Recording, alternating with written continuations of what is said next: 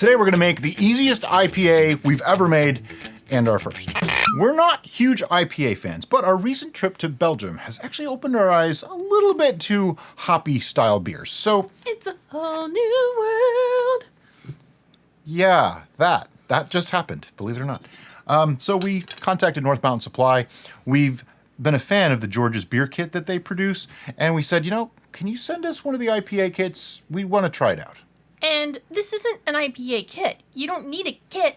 You just need that pouch. This pouch contains the extract in liquid form and the hops, and attached to the bottom is the yeast. So this is super, super simple. If you've never made beer before, this might just be the way to start making beer. But here's what you do. We are using the container that we had from the original kit. Yeah, but you don't have to. Basically, you just need a 5-liter brew bucket. Yeah, that's it. Any container will work. So when you get this, you're just going to get these two things. The yeast is actually stuck to the bottom of the container here. So really important, remove the yeast before you do everything else, because it doesn't actually say to remove the yeast on the package. It should. So it says, insert the pouch in hot boiling water for 10 minutes. This has been in here for probably like 7 minutes and 22 seconds or so. So it's gonna take another minute, but I'm gonna show you what we're gonna do next. Then we're gonna pour this right into here. And you know what? It's close enough, because all you're really doing is heating this up to make it easier to pour. That's really all you're doing. So I'm doing it. You ready? I'm ready. I'm gonna cut the pouch. Did I actually cut it? Yes, I did. Okay, I remember last time I did this, I'm gonna burn myself, so I'm just putting it right in there. It comes out pretty easy, mostly, and I have to cut the whole thing across, don't I? Because there's a lot of extract still in this package, so we don't want to lose that.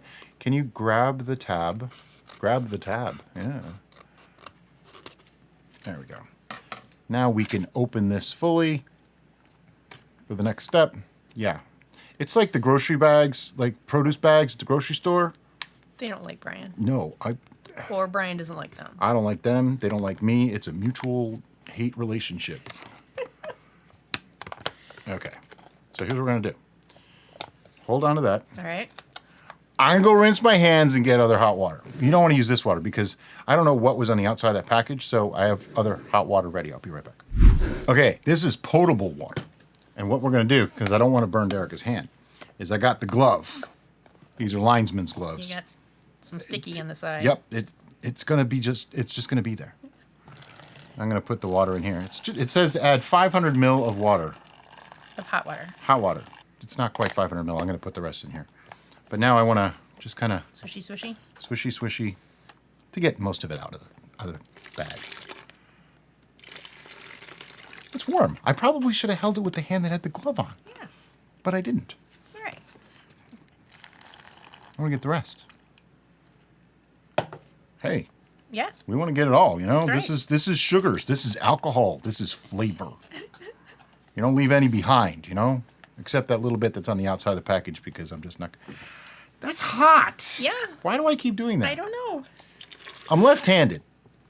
So I tend to just grab things with my left hand. All right. All right, we're done with this, all right? We are done with that. All right. Except that I need it for instructions. The next instruction is mix well and fully dissolve. That's why we got the spattle. Yep. I'm just going to leave that here so we have reading material. I'll be right back. Now, one thing I forgot to mention is that all the stuff that you see here, everything was sanitized in The red bucket of sanitization! That's a very important step, especially with beer. Beer can get infected really easily, and an infection can do anything from just slightly off flavors to really funky tastes and smells to full-on like mold growth and nasty stuff happening. You don't want that. Nobody wants that.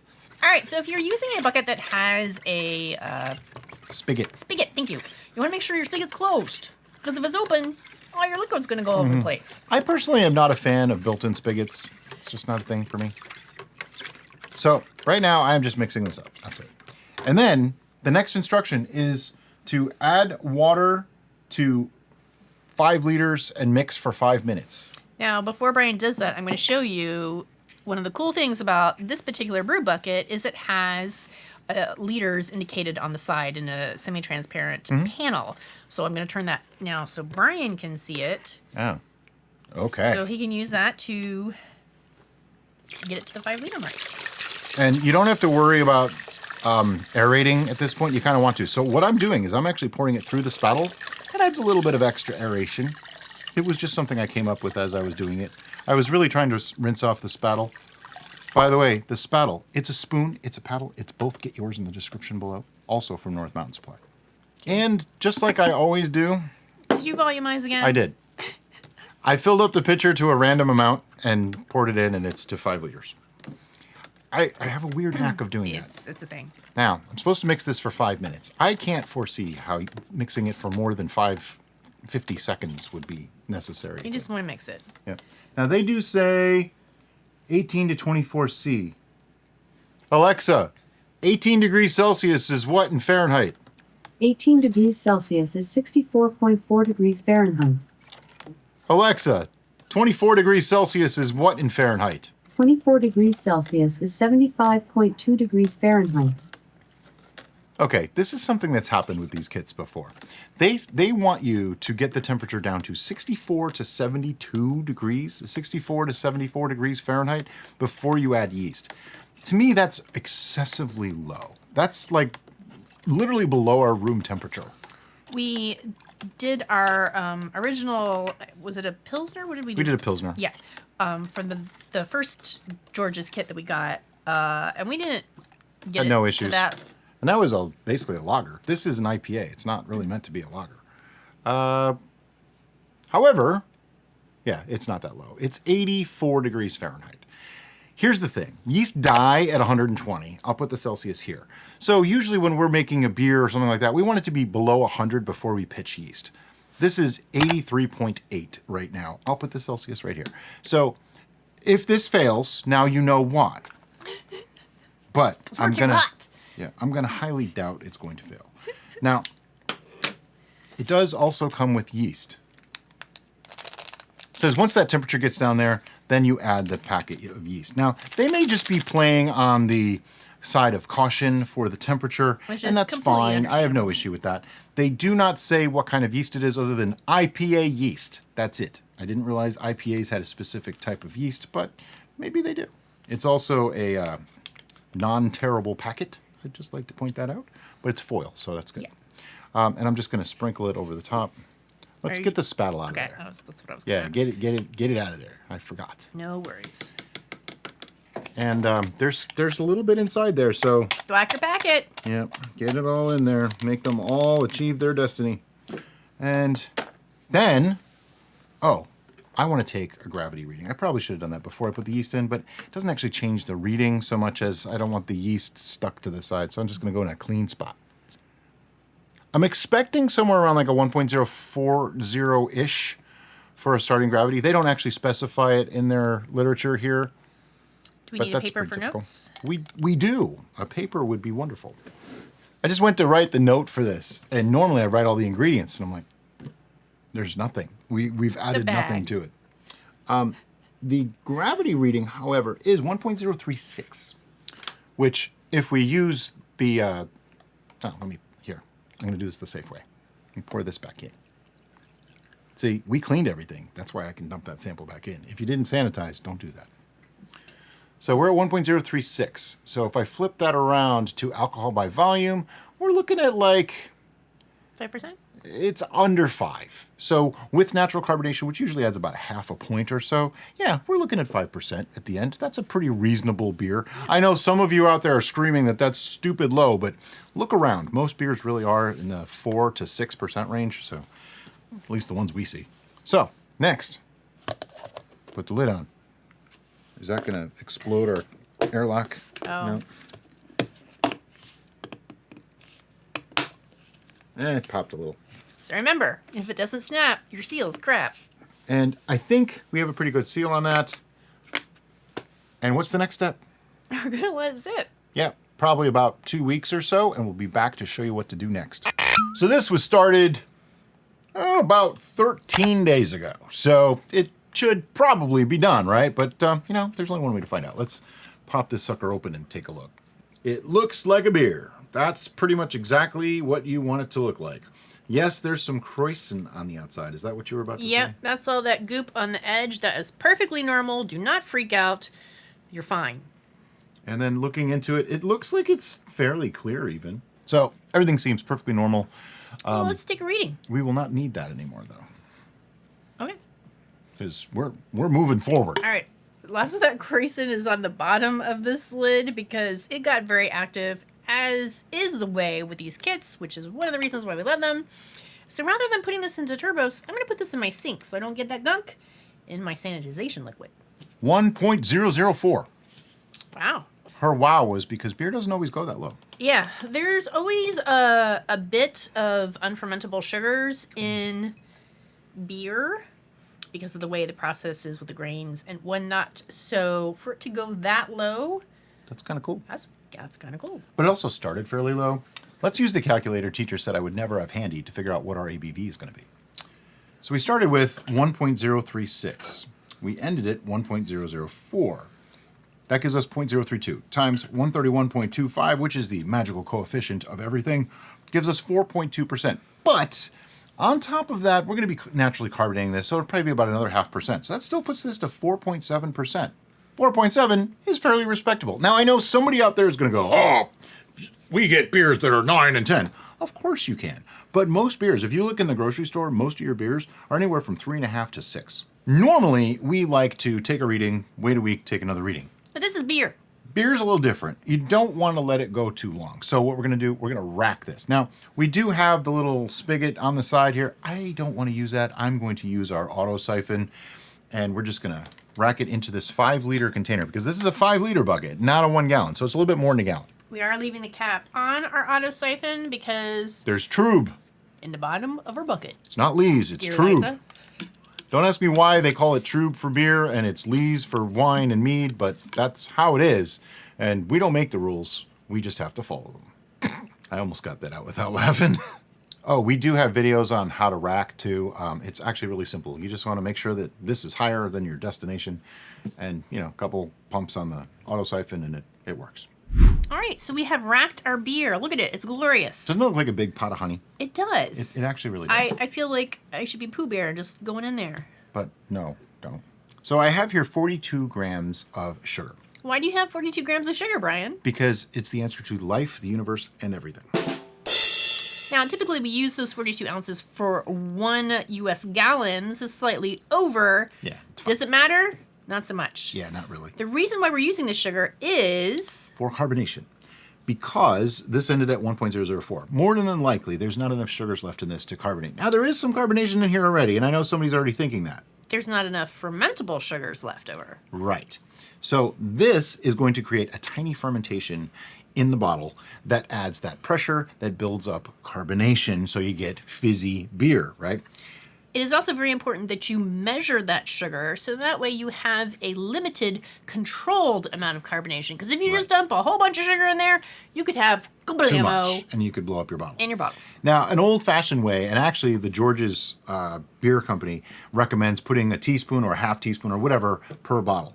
I am not a fan of that for a couple of reasons. One, each teaspoon might be a little bit different, so that means each bottle has a different level of carbonation. And two, what if you use different size bottles? Like if you had little teeny tiny 12 ounces all the way up to, say, a 750 ml that you wanted to use the beer in, now you have to figure out how much sugar to add to each one. Using this method in the whole batch, you don't have to worry about it.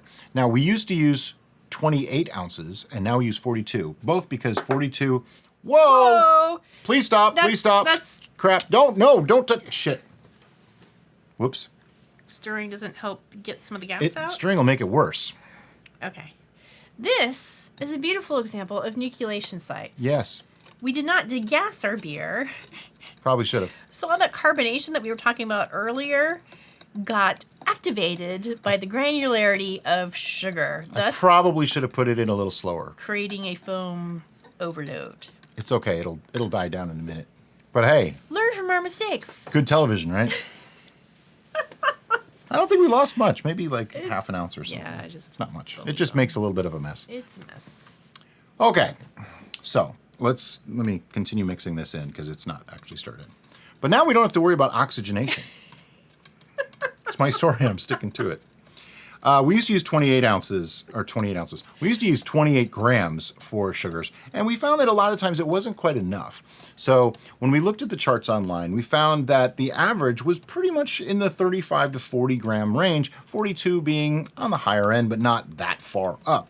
Now, if you are a super analytical type that likes to tweak their carbonation amounts per each type of bottle, beer, thing, there Go for it. are There are charts online to do charts that. online for you to adjust to that. We're more generalists when it comes to that kind of thing. We just want it to be bubbly. Yeah. Yeah. I don't worry 42. about how many atmospheres of pressure it has or anything like that. Works for us. So It's like I don't measure IBUs when I do hops either. yeah. And the foam is starting to come down. Yep. Looks like meringue. It does. It's very foamy. But hey, like I said, now we don't have to worry about oxygenation because there's no way oxygen's getting through that. There's a full cap of foam there. It is releasing far much more than it is absorbing. Yeah. But it's okay. Lost a couple ounces. Got some laughs. That was the Angels cut. Yeah. Normally the Angels don't get a cut of beer, so Shh. they got one this Shh. time. We're bribing them to keep it from overflowing. Okay, so the next step here is actually to put this into bottles. Yep. And we have a whole bunch of bottles washed up. Yep. We're going to start racking this into bottles. And to do that, we actually use the auto siphon with a bottling wand on the end. We can show you that in just a second. Okay, so this is a bottling wand. We haven't shown this in a while, so this is good. We're going to show it. It has the springy thingy on the end, also known as a stem valve. What happens is when you put this into your bottle and put it to the bottom, this pushes and the liquid can flow. When you attach this to the end of an auto siphon, which you just want to put it in about that much, because any more than that, and it's really, really hard to get off. Any less than that, and it comes off at a most inopportune time. Trust us, we've had this experience before. Yeah. Okay, so what you want to do is take one of your bottles, which have all been sanitized, okay? Everything here has been sanitized, and you take your bottling wand and you put that into the bottle. And Now, you press down to activate Right, but- the springy thingy. let me get to it because we can't really show all this. It's just not convenient. So what'll happen is the liquid will start to go up, and I keep it pressed to the bottom so the liquid gets to about here. Then I pull it out quickly because there's a little bit of displacement of the bottling wand. So that way you fill to about the neck of the bottle. If you need to put a little bit more in, you can always just put the springy thingy against the side a little bit, and It's it'll slightly trickier to do. yeah, it's a little tricky, and you can get a little bit more in there if you need to. But that's the basic gist of how we fill bottles. I don't really need the spattle in there, though. And I also don't need the cap on the bottom because this is all homogeneous and clean. There's no trube. And what am I clinking on? Okay. Bottles. So I'm just going to go all the way to the bottom. I have the spring activated, pushed, Right. depressed. And normally I'm the one that fills the bottles. Yep. Do you want me to do it? Go for it. Yep. Scoot your chair. Yeah. And this is why we don't really show it all that often because it's kind of a comedy of errors around here doing it. It's also known as the crotch method. Yeah, the crotchular method. But it does work. And it's just fill the bottles, and we'll see you when we're done filling all the bottles. Okay, after bottling, we have 13 plus this much left in a bottle that Derica is going to drink later when we do our VIP wrap-up just for our VIP members. But, as you can see, the bottles are all full to about there. We're not actually ready to bottle cap yet, because we're going to do a thing that we call insurance yeast. And every time we don't do it, they don't carbonate well. So we're doing it.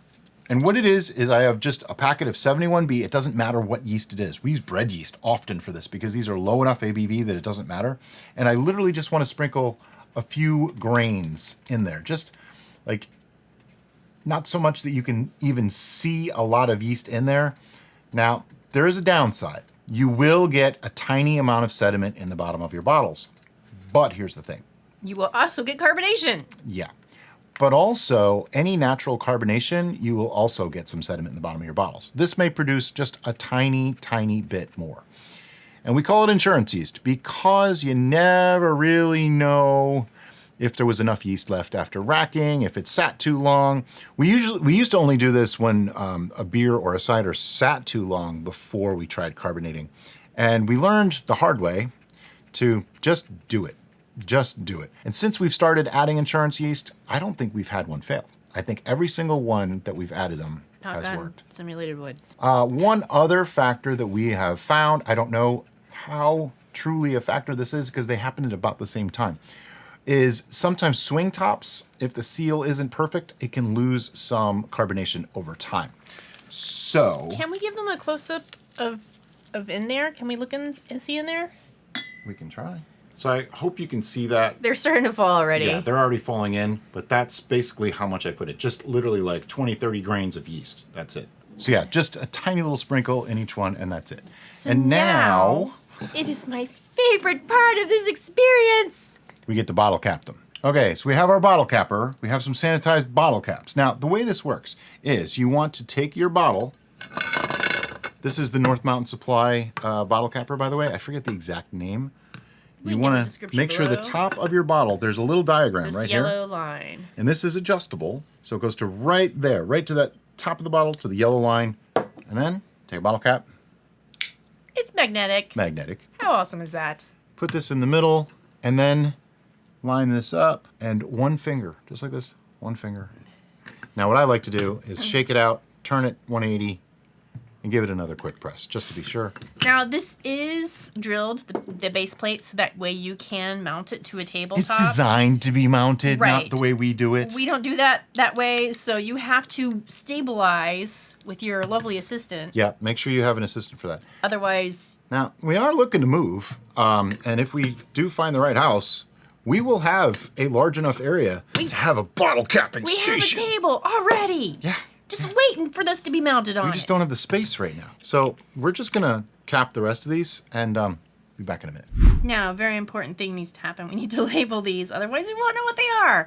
And then once they're labeled, they're going to go into our bomb shelter, which is basically just a heavy-duty plastic tub that is tall enough to fit these in there with a nice snapped lid, so that way, just in case something goes awry, which so far has never happened in all our years of brewing. Yeah, we've never had bottle caps pop up. The only time we ever had a problem was when Pasteurization. we would pasteurize something. Now, you don't need to pasteurize these. Nope. Okay, that's the whole point. By having a controlled fermentation at the end with just a little bit of sugars, you don't have to pasteurize. We have made ciders and wines and meads that we've carbonated where we wanted them to remain a little bit sweet. That's a whole different thing. Yep. So then we would have to pasteurize. And that is the only time we've had bottle caps blow off. Never had a bottle break, though. Nope. Never. Not even one. We had, from pasteurization, now this is a whole different thing that we don't even need to talk about in this video, but I'm going to anyway. We had one bottle actually break from pasteurization, and it was one of our cheapy bottles that we bought. Yeah, and we didn't have the We didn't protective have layer any on the protective bottom. layer on the bottom, and the bottles were all banging together in the pot while they were boiling. And one bottle actually just broke. It didn't explode, it just went and leaked. So, in all the time that we've been doing this, one bottle. However, we do store them in the bomb shelter, the plastic tub that I mentioned before, just in case that one freak accident where they do rupture. And usually that's going to be a chipped piece of glass or something like that. That's usually what's going to cause that. It'll be maintained, contained, if you will, within that vessel rather than throwing Everywhere. glass everywhere. Yeah. So usually 2 weeks, maybe 3 weeks for natural carbonation, and we'll be back with a tasting. Okay, so these have been sitting for what, like 2 weeks? I think so. Yeah, bottle 326 to 47. So yeah, about 2 weeks, which should be enough for carbonation. We have found that using bottle caps and repurposed Guinness beer bottles actually works really well. Let me get out my MacGyver knife here with the bottle cap opener. Are you ready for this? Yep. Are you ready? I don't Moment know. of truth. Okay. Oh, we got a sound. That means it carbonated, which is what we want. Oh yeah. Look at that.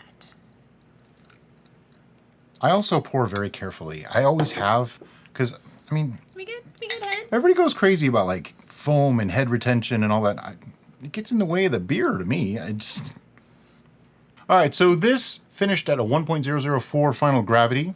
For beer, that seems like low, actually. Yeah.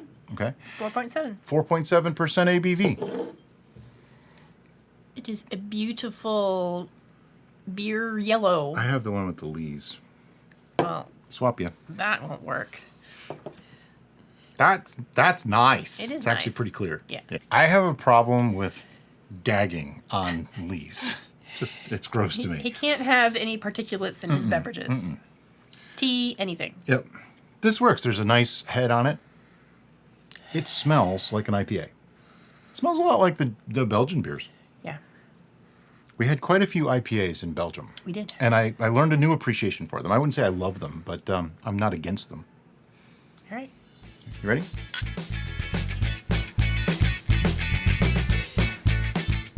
Oh, it's not as hoppy as some. It's hoppy. I mean, don't get me wrong. It's an IPA. They're meant to be, but it's not as hoppy as some of the IPAs we've had. I actually quite like this. It has a nice smoothness, and then the hops give it a tannin boost as well, and so it kind of grabs onto your tongue. Well, I taste the malts. I taste, it tastes of beer. Yeah. It has all those things.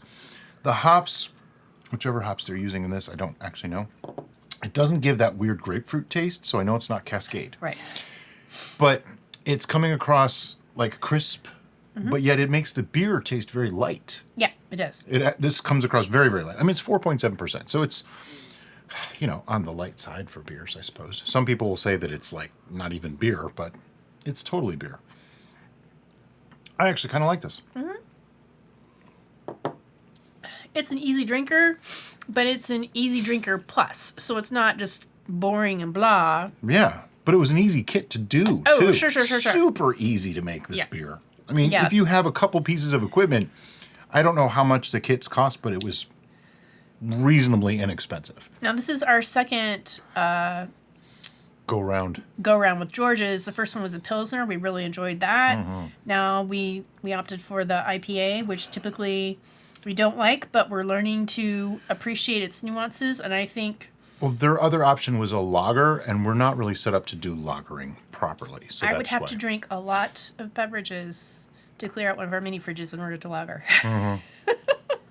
Yeah, this is just nice. I mean, a nice hot summer day. Oh, yeah. Crack one of these open while you're sitting outside. Perfect. This is fantastic. It actually makes me kind of want to try making an IPA ourselves. Because this has a nice lightness to it, so it doesn't feel super heavy as you're drinking it. Harsh is the wrong word, crispness and slight aggression of the hops is actually nice on this one. In this particular variation, I'm appreciating it. Where I think in the past, when I'd have an IPA, the hops... It was just hops, and nothing else but hops. Yeah, and it was kind of... Pointless? It's kind of like spicy food that doesn't have any flavor other than hot. Right. A lot of IPAs have nothing else other than hops. Yeah. But also, our palates for beer has changed. Right. In And the I last couple think years. we've actually done ourselves a disservice by having perhaps a Hop Monster IPA as our sampling for IPAs, and then going from there and going, nope, don't want to, because in our area in particular, there's lots of microbreweries, and they all make IPAs. they all make IPAs, but they're doing like pineapple Crazy and mango stuff. and like all these different And all I taste is hops. flavor combinations, but we haven't tried We haven't tried them in a while. because we said we don't like hops. Well, then maybe we need to make a thinking trip to one of these breweries, and We need to explore our options. there's a video for the newest channel on the CSB lineup that hasn't even come out yet. There's no content on it yet. But that could be that. Sure, We have to put a score. we got to put a score. Right now, you're looking at ye olde scoring system on the screen. While we surmise our scoring. Is that the right word? Surmise? Surmise? No, I don't think it's the right word. We consider scoring. I don't know. There's no alliteration there. It's boring to me. Contemplate. Contemplate our... You wanted to do the alliteration with scoring. Yeah, contemplate scoring. That's not alliteration. No, it's not. Doesn't work. I'm sorry. We're just going to move forward. Was that enough time for you to come up with a score? I had my score before we had this conversation. All right. You ready? Yes. 1, 2, 3, 8. 6.5. I actually like this. I could drink this. I like it. It's just... For you, it's just high side of good. Yeah, it's high side good. For me, it's mid-range of good to great. I think this is good. I would enjoy this. I'm going to enjoy drinking these. These need to go in the cold fridge so that I can start drinking them, like now. Note taken. So, being that this is our second experience with the George's kits, I think I'm going to make an effort to find space, the final frontier, in one of our mini fridges. To do a lager. So we can do the lager. That'd be the first lager we've ever done, Yeah. so that's interesting. Honestly, if you like beer, but you have been afraid to get into it and you like IPAs and you're not sure if beer making is for you, these kits are phenomenal. If you don't have all the gear, get the kit with all the gear because it comes with everything. And then you can get refills to do afterwards, or you can use any recipe you want in there. We make meads in that kit still, so it's all good. But yeah, fantastic stuff. I really like this. Good job, George. Yeah. And as always, guys, thanks so much for watching and have a great day. Bye-bye.